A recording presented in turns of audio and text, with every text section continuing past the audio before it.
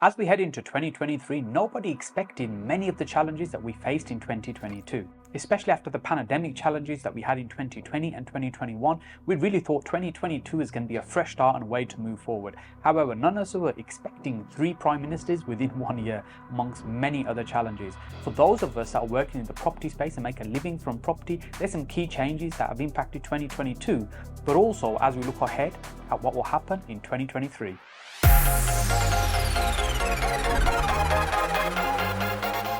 Hey, if you're watching my videos for the first time, my name is Saj Hussain, and on this channel I share with you my 15 plus years of property investing experience to ultimately help you get further faster in your own property investing business. Let's look at 2020 in 4 quarters and the impact each of those quarters had. The year started really well for the property markets. Prices continued to rise and the market was fairly healthy, lots of demand, although there was still limited supply in the marketplace. In February, the government published a levelling up paper with a view to try and reduce the gap between the rich and the poor, and planned to increase spending in research and development, particularly in the North and the Midlands. February was also the month that Ofgem advised that there'll be 18 million homes that will have an increase in energy bills to the tune of about £700 extra for their gas and electric. And the Bank of England during that month, because they were trying to control inflation, started to increase their interest rates and rose for the first time to 0.5%. By the end of the first quarter, the property market was still in its boom phase, with Nationwide reporting price increases reaching almost 15%, which is the highest since 2004. However, as inflation continued to rise, the Bank of England rose interest rates once again to 0.75%.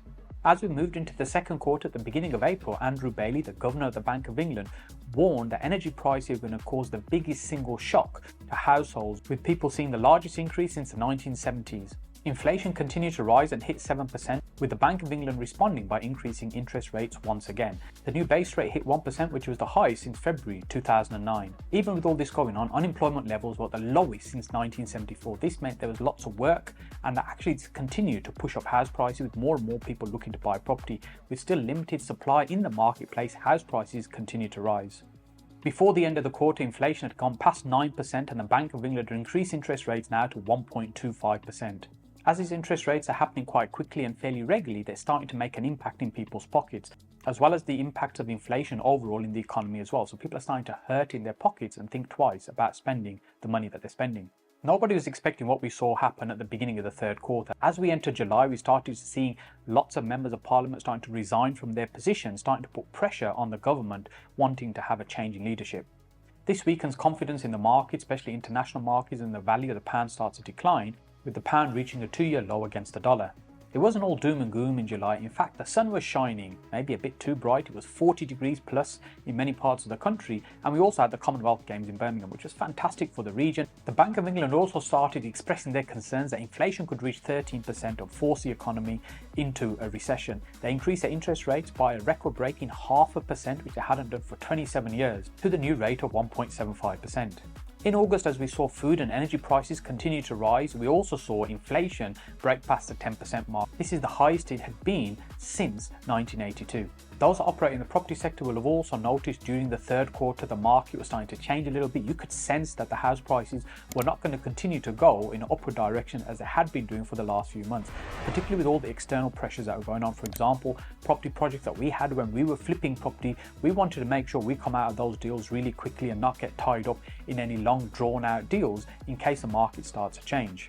And if you want to watch one of the videos that we did on a flip project, we'll link that up here for you to watch afterwards. September turned out to be a busy month with the announcement of a new Prime Minister, Liz Truss, but also shortly after that, sadly, the loss of the head of the state, the Queen, and the Bank of England continued to increase interest rates to a new high of 2.25%, now reaching a 27-year high. The new Chancellor of the Exchequer, Kwasi Kwarteng, delivered an emergency budget which really went down like a lead balloon. Although there were lots of ideas in there in terms of how the economy is going to recover, there was also a big gap in terms of how it's going to be funded and how that actually is going to pan out, which caused massive lack of confidence throughout the markets, and the value of the pound started to tumble, reaching a lowest point for a very long time, almost $1 for a pound. The lack of confidence spilled over into the pension funds, whose investments are primarily in government bonds.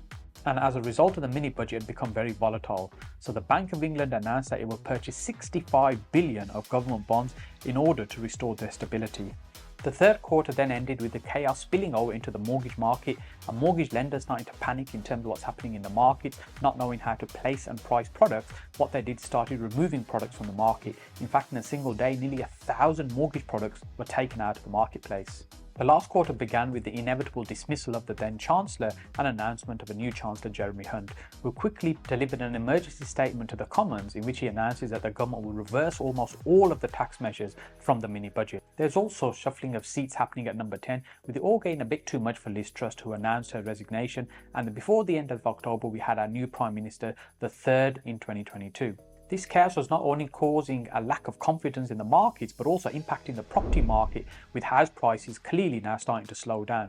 Interest rates were rising very quickly, mortgage products were being withdrawn, and buyers were thinking twice about whether they actually need to go on and purchase that new property, or maybe they need to stay put in terms of where they are right now. This also impacts people's individual affordability in terms of how much they can borrow when they're coming to purchase a property. Property price is often driven by how much people can afford to pay by them. You can have a price that can rise and rise, but actually if people can't pay that, it will pull back that price and it will slow down. And essentially that's what's starting to happen. The markets then started to slow down and we saw the first signs. As inflation broke past 11%, the Bank of England responded in the only way they know how, which is to continue to increase interest rates at record-breaking levels, currently now standing at 3.5%. Nobody had imagined a year ago interest rates could be 3.5%. They've also predicted that this recession could last for about 2 years and maybe ending in 2024.